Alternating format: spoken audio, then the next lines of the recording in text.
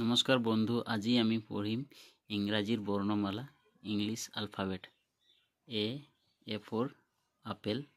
B for ball, C for cat মেকুৰী, D for dog কুকুৰ, E for eagle, F for fish মাছ, G for giraffe, H for horse মানে ঘোড়া, I for ice cream, J for jug, K for king মানে ৰজা, L for lion মানে সিংহ, M for mango আম, N for nest চৰাইৰ বাহ,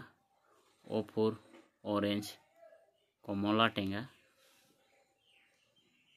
P for pigeon পাৰ চৰাই, Q for queen Rani, R for rabbit মানে শহাপহু, S for sheep মানে ভেড়া, T for tomato বিলাহী, U for umbrella ছাতি, V for vulture মানে শগুন, W for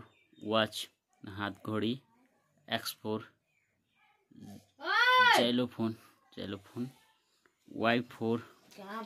yak চুঁৱৰী পহু, Z for zebra